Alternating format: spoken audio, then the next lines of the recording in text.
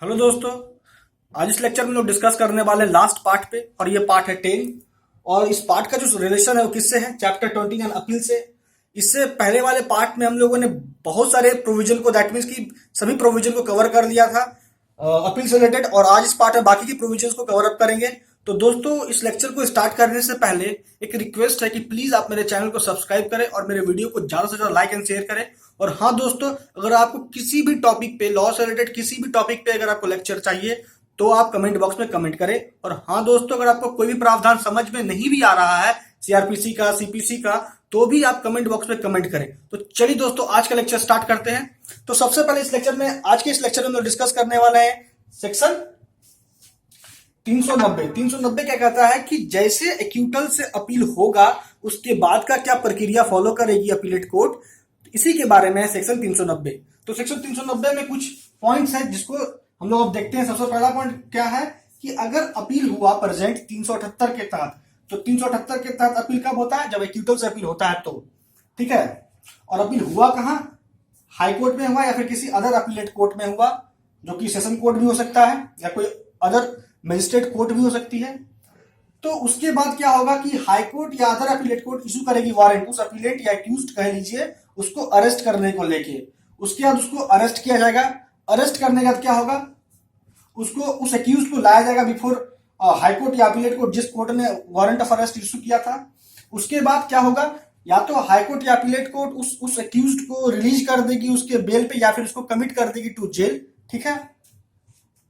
जितना ही बात है, यही कंडीशन है for the applicability of the section 319, ठीक है। अब आते हैं हम लोग नेक्स्ट सेक्शन पे, सेक्शन 391।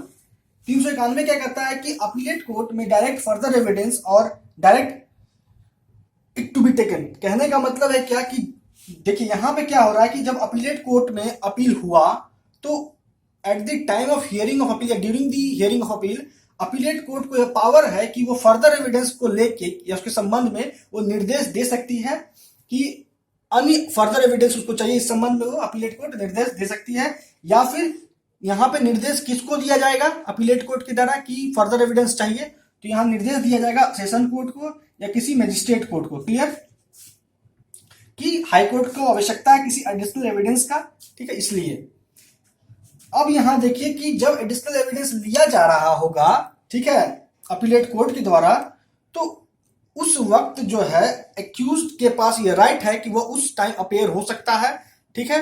या फिर अगर एक्यूज्ड रिप्रेजेंट हो रहा है अपने प्लीडर के थ्रू, तो थ्रू प्लीडर वो अपेयर हो सकता है eight the time of taking additional evidence by the appellate court, ठीक है, क्लियर। अब आइए नेक्स्ट सेक्शन पे, जो सेक्शन है 392।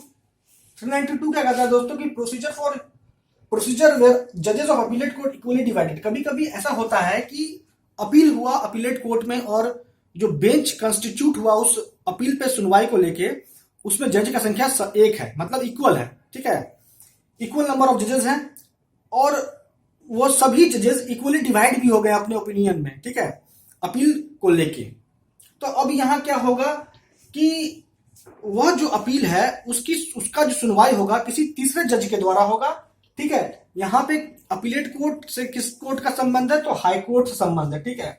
तो सबसे पहला पॉइंट क्या है 392 का कि अगर अपील उस बेंच के द्वारा हाई कोर्ट का सुना जा रहा है जिस बेंच में जजों का संख्या क्या है? इक्वल है, और वो सभी जज क्या है? इक्वली डिवाइड हो गए अपने ओपिनियन में, ठीक है। 2-2 का अगर आ रहा है रेशियो, तो ऐसे परिस्थिति में क्या होगा? अपील को हाई कोर्ट के तीसरे जज के पास भेज दिया जाएगा उस पर सुनवाई को लेके, और उसके बाद उस तीसरे जज का, हाई कोर्ट के तीसरे जज का जो भी डिसीजन होगा वही डिसीजन फॉलो होगा। और ऐसे केसेस में जो तीसरा जज जिसको अपील के सुनवाई को लिए भेजा गया अपील, वह जज ये भी निर्देश दे सकती है कि उस अपील को हाई कोर्ट के लार्जर बेंच में दे दिया जाए, क्लियर। यही है 392 का प्रावधान, क्लियर। अब आइए सेक्शन 393 में। 393 क्या कहता है? Finality of the judgment and orders on appeal. मतलब कि जो भी जजमेंट या ऑर्डर अपील में पास हुआ है वो फाइनल माना जाता है।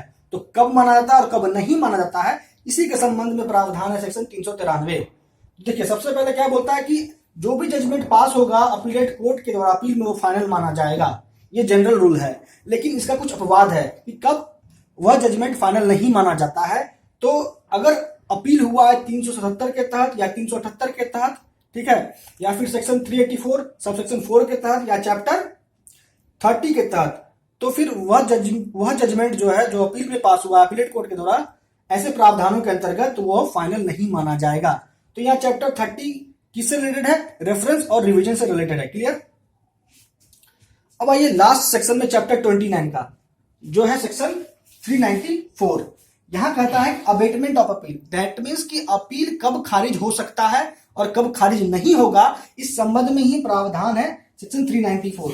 तो देखिए, अगर अपील, सबसे पहला पॉइंट आप यहां नोट कीजिए कि अगर अपील 377 के तहत या 378 सेक्शन के तहत हुआ है तो ऐसे अपील अबेट हो जाते हैं। कब? जब एक्यूज मर जाता है तो। क्लियर?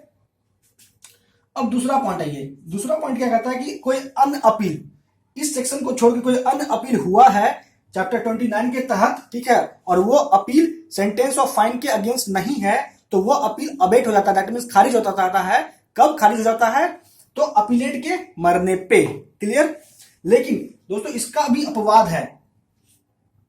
देखिए अपवाद क्या है कि कब अपील अपीलेट के मरने पे खारिज नहीं होता है, दैट मींस अबेट नहीं होता है। तो अगर ये समझ लीजिए ये अपवाद है क्या, बहुत इंपॉर्टेंट है। अगर अपील हुआ है सेंटेंस ऑफ डेथ से या फिर सेंटेंस ऑफ इंप्रिजनमेंट से अपील हुआ है, क्लियर,